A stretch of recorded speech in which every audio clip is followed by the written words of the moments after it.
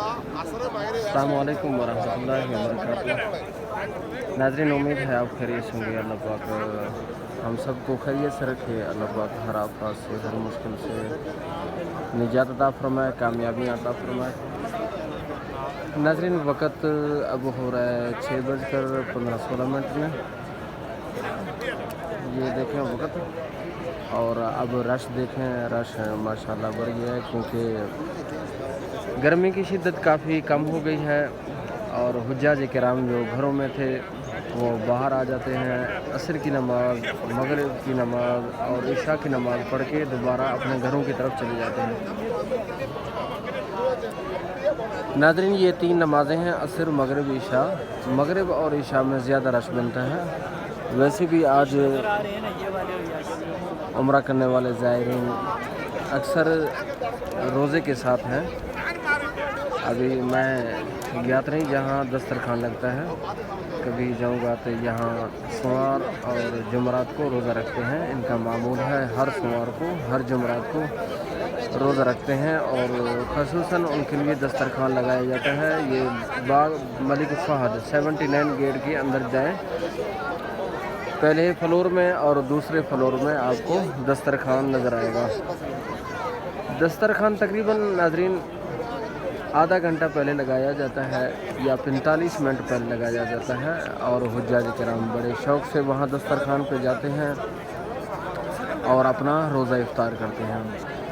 माशाल्लाह हुज्जाज किराम का रश माशाल्लाह बढ़ रहा है और बढ़ेगा, और इशा की नमाज़ के बाद फिर ख़त्म हो जाएगा।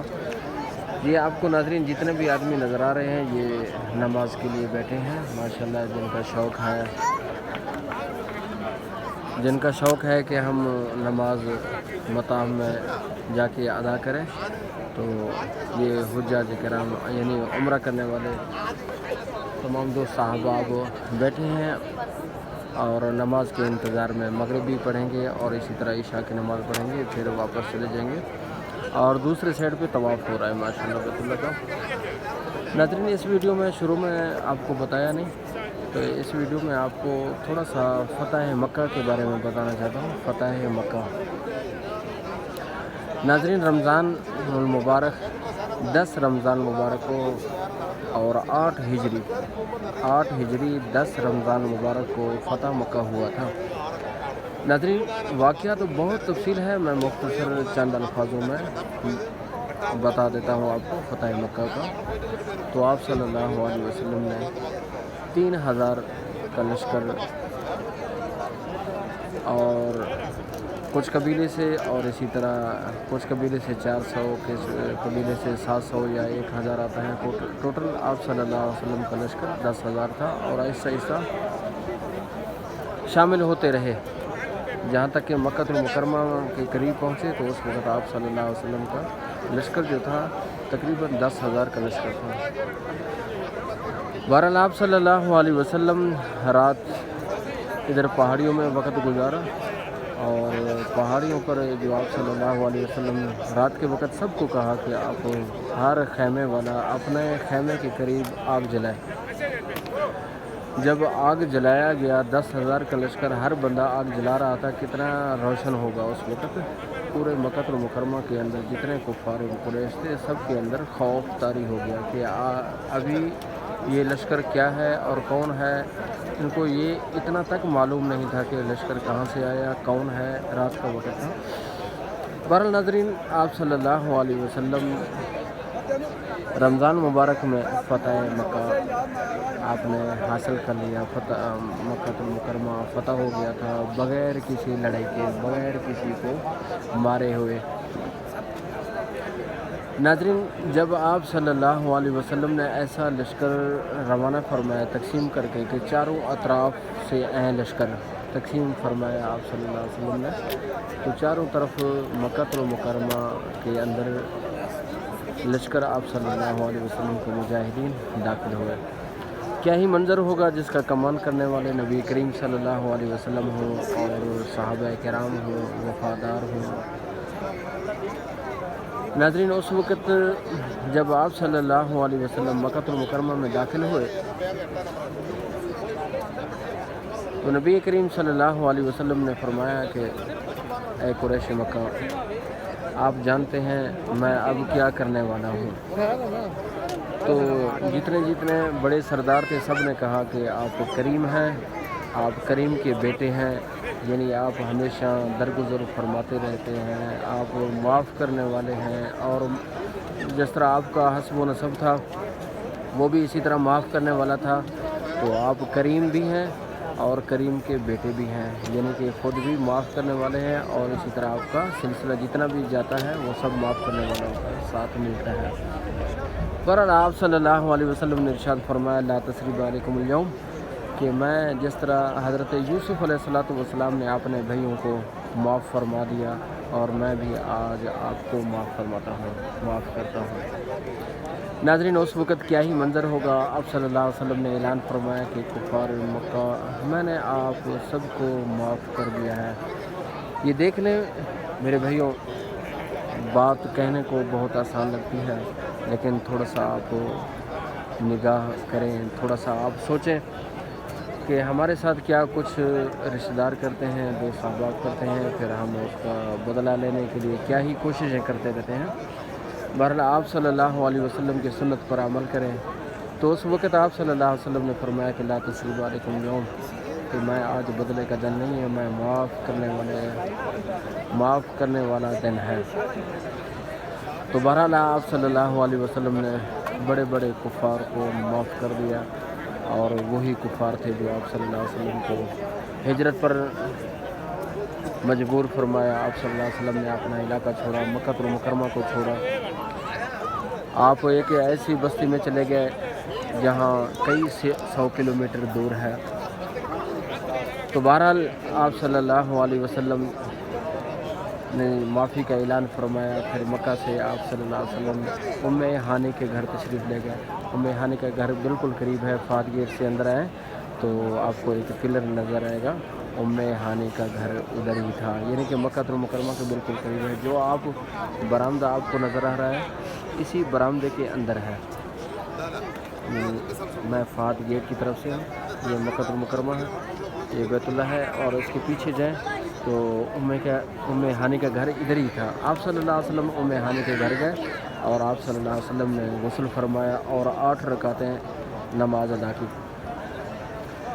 ناظرین، اس کے بعد آپ صلی اللہ علیہ وسلم شام ہونے والا تھا، آپ صلی اللہ علیہ وسلم صفا پہاڑ کے اوپر تشریف لے گئے۔ صفا پہاڑ، یہ جو آپ کو مینار نظر آ رہا ہے، یہ صفا پہاڑ کے برابر میں ہے، جہاں سے صفا مروہ شروع ہوتا ہے، آپ کو پتہ ہے۔ تو صفا پہاڑ پر تشریف لے گئے۔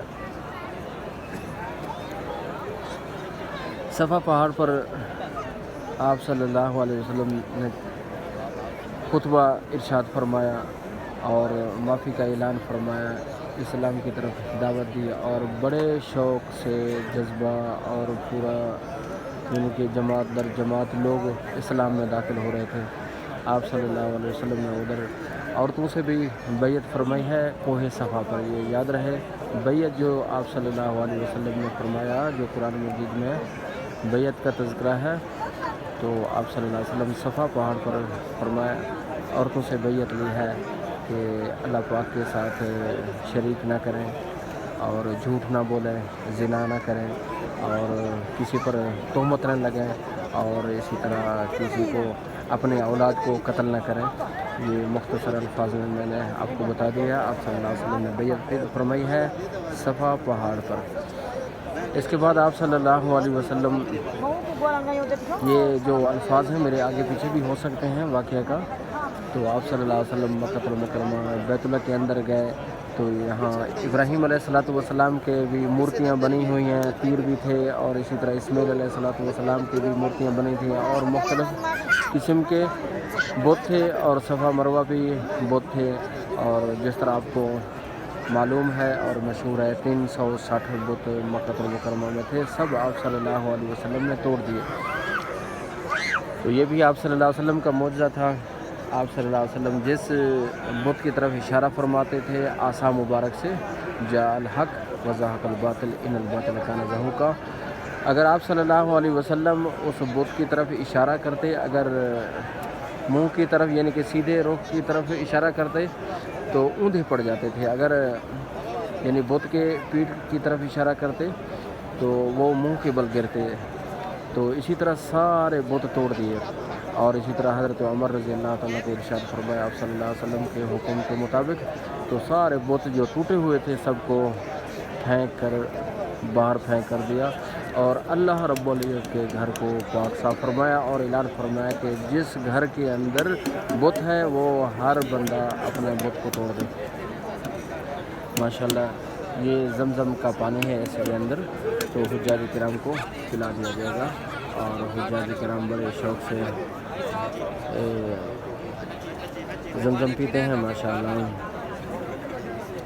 اللہم لک الحمد و لک الشکر ربنا تقبل منا انک انت السمیع العلیم وتب علینا انک انت التواب الرحیم. ناظرین اس وقت آپ صلی اللہ علیہ وسلم نے حضرت بلال حبشی رضی اللہ تعالیٰ کو بھی حکم فرمایا کہ بیت اللہ کے چھت پر کھڑے ہو کر آپ اذان پڑھیں.